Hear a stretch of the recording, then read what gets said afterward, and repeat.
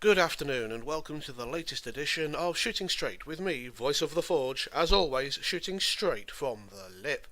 Today we are going to dive straight into the matter at hand, and this is one of perception versus reality, shall we say. And the reason we are tackling this is the fact that despite everything that's gone on, there is a perception that there is a problem with the hobby of tabletop gaming and pen and paper RPGs. Now, if we go for the most obvious names in tabletop gaming, we hit Warhammer, and if we hit the most obvious of pen and paper RPGs, we hit Dungeons and Dragons. And if we then fold all of that into the wider remit where you also get trading card games, and the most well known of that is Magic the Gathering, we have a major perception problem with the industry as a whole. And it isn't the perception of the players, it is the perception of the creators. And this reminds me so much of Gamergate, where gamers are over, gamers don't have to be your audience. And we have Mike Merles very recently coming out, who is Mike Merles, you might say? Well, he's the franchise director for Wizards of the Coast, pushing the Dungeons and Dragons brand forward. And he's also one of the creators of 5th edition. So he's someone who is quite influential, and he has come out and said that rules density and lore density, rules complexity and lore density is gatekeeping women from the game. Now, I'm pretty sure that if I ask the ladies in our group whether or not the lore density and rules complexity puts them off, I would say they dare say they would turn around and say no. In fact, lore density, the fact that there is this deep and interesting world, would be probably something that pulls them in. Now, why have I also lumped these all together? Well, it isn't only a Wizards of the Coast and Hasbro problem with Dungeons and Dragons. Piazzo has been a long time SJW hotbed of oh but this and oh but that, which is really strange considering that you can have something like a potion of sex change.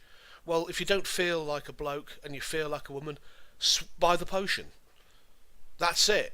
Problem solved. Or similar girdles or belts or other magic items. This is a fantasy world where magic is rampant, so if there is a problem with the way in which you perceive the world, it can be fixed quite easily. Quite easily. So for Mike Mills to turn around and say, guys, find another game, bye bye, we don't want you, is a huge problem, especially coming on top of the whole problem that WotC has with regards to paedophilia. And again, what have they got? They have come out and they have attacked those people who have outed paedophiles in the judge program, and they've said this is a loosely veiled attack, and I'm using air quotes. The problem is they've not only have they mixed their metaphors, because what they actually want to say is a thinly veiled attack. There is no such thing as a loosely veiled attack, it's a thinly veiled attack. So straight away they've got the idiom wrong, which begs a question that they don't even know their own idioms. But then they've turned around and said that this is something that is only being done to seek harm to their brand, whereas in fact it's actually been to protect younger players. And there are other card games out there, such as Pokemon, which requires a certain amount of disclosure to be able to become a tournament organizer, because you have power, authority. I think Yu-Gi-Oh does as well, but don't quote me on that. Yu-Gi-Oh has been going down a different route for quite some time, and in certain areas has been noted to be a trash fire for completely completely different reasons. So, you have Wizards of the Coast doubling down on their Magic the Gathering, and they're now attacking the male player base in Dungeons and Dragons. So that is a major issue in terms of perception and problem. Oh look, our players of our game have an issue. It isn't the fact that maybe the creators of the game have an issue and they're projecting. It's the fact that that there's this issue. Now, this also ties into an hour-long rant that I did, which was part of a collaboration that I actually did with other members of the Forgotten Forge project. It was just the fact that I delivered it. And this was Shooting Straight 37, Misogynistic Shitlords. And this went through the whole thing where, again, you had someone attacking Warhammer 40k for not having female space marines, for sexism in the models, and all the rest of it. And it was kind of like, hang on a minute, this is a fantasy or sci-fi game which isn't real world, where you have a chaos god of change, Tzeentch, which means that you have all kinds of weird and wonderful spell effects and weird and wonderful creatures that he creates, but then you also have the Eldar spawned god, or goddess, we're not quite sure which was embodied by basically an Eldar orgy of desire and pleasure and all kinds of weird and wonderful things, which created the Chaos God Slaanesh. And you can have one tit, you can have 8 tits.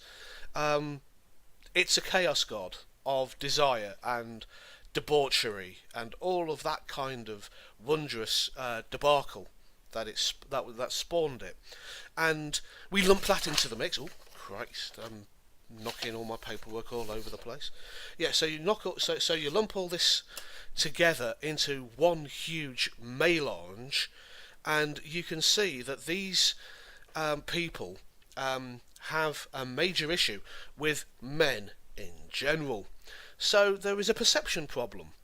The perception problem is that men want to gatekeep women out of the game, which is false. Men love it when women play the game because they are expounding and exploring the media of the game with new people and new types of people, and this enriches.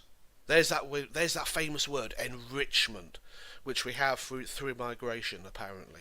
Yeah, so having women enriches the game because they bring different viewpoints, and it doesn't matter if they're straight, gay, bi, trans. We don't care. And this relates back to another video that I made. Now, this is going back a while, because this is whilst we were still working with a charity called the Hilt Foundation. Honesty, integrity, of loyalty and trust, HILT, HILT, which was a military charity that helped veterans who had issues adapting to the real world, either through military life or because they had problems resulting from actual live service. And we filled part of the covenant to do with the families, so that if the children or anything needed to socialise, have groups, support groups, they could all come together. The servicemen themselves, who quite often play these games, it gave them a way of socialising without being judged. And and the spin-off from that is that we are in the process of becoming a mental health charity, dealing with people who cannot socialise because of anxiety disorders or other things. So we create a space where there isn't any judgment, where people can turn up and we can play games, and there doesn't have to be a huge amount of small talk or anything else. It's sit down, play the game, have a shared experience. And what we found is that this breaks down a lot of the barriers that actually prevent people from socialising. this shared experience actually brings people together, regardless of background. Excuse me, sorry for the cough. So this gives me a huge problem when we had things like Gamergate and gamers are dead, gamers are over, because gamers in that sense were much more than the video games which were being criticised. And now we've got all these other things coming in over the time period since that started in 2014, nearly 4 years ago, September 2014, and we're still having this progressive agenda that men are a problem to be fixed. In these societies, whereas in fact, generally speaking, it's the fact that these poor old blokes have issues that they've actually pulled together to find their own groups where they are accepted. And then you have all these people that want to blow it all open and say, you don't include me. Well, if you come along and you actually want to play the game, then you will be included. But from my perspective, if all you want to do is cause drama and be someone special, then I'm sorry, but we're all special. That's the whole point of our group. That's why we manage the group. And we will turn around and say, I'm sorry, but you are not welcome here. And if they turn around and, oh, gatekeeping this and, oh, gatekeeping that, we turn around and go, mental health charity, mental health of our members comes first. Sorry, but if you're going to go down a certain line where you're going to cause trauma and you're going to cause distress and anxiety and a problem, then you are not welcome. Just the same as where I know of 3 people that, regardless of their mental health condition, will never be allowed into our group because of their behaviour around smaller, younger teenagers, mainly female. And given the whole thing about creating the spaces where kids can go, kids can come along with us. We all had to be DBS checked, disclosure and barring service in the UK it is now. We all had to be checked for the charity. All of our exec had to be checked for the charity so that we could turn around and say we can work with vulnerable adults, which is something that isn't mentioned with regards to Wizards of the Coast, but it is something which had to be done, and it's something that going forward will have to be done again when we have a more stable and firm footing with regards to the charity status. We will be having those DBS checks brought in, which means that there is a check against background to make sure that you haven't got someone who's going to take advantage of vulnerable people. Now, when it comes to vulnerable adults, you're looking at more things like deception and theft, and that kind of thing. Whereas with children, you're looking more towards potentially the sexual side of things. But regardless, the DBS check, the Disclosure and Barring Service check, is something quite important. And the reason I bring Warhammer into this discussion is because there is a series of clubs, a club of clubs, if you will, called the GCN, the Games Club Network, and they used to work quite closely with Warhammer and Games Workshop. Now, that relationship ended because there was a rules change with regards to the Criminal Records Bureau, as it used to be, becoming the Disclosure and Barring Service, the DBS.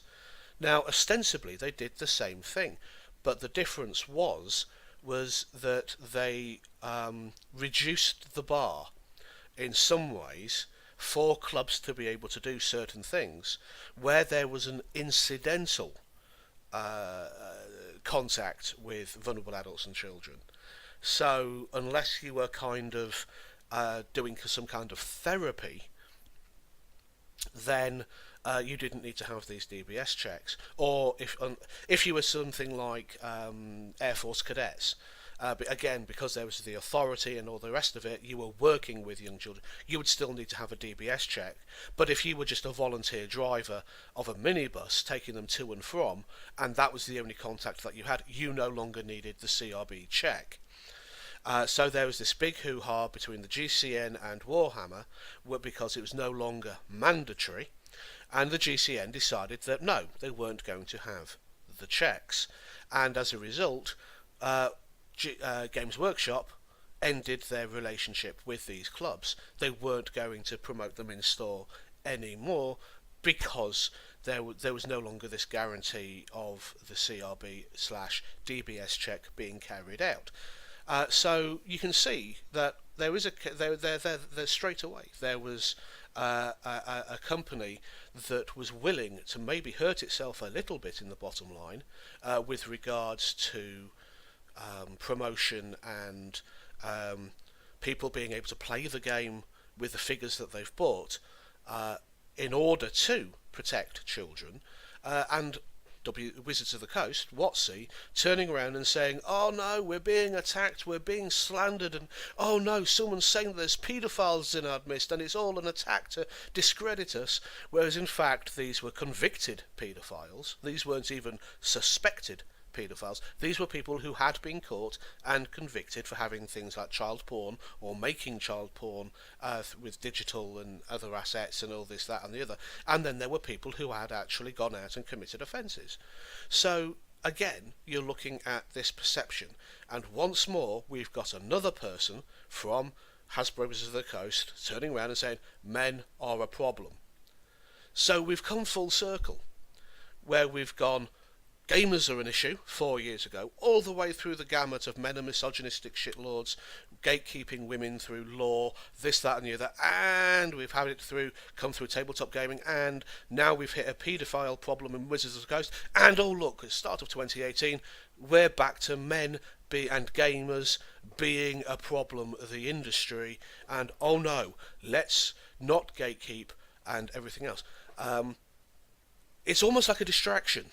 It's almost like they've gone back to this, and we can go back to the false outrage of someone saying like gatekeeping and rules complexity keep women out of the gaming. In other words, saying that women are too dumb to do this. That's the bottom line of it. That's the takeaway result. Because if women can't understand the rules because they're too complex and the law is too deep, then that's too hard for them.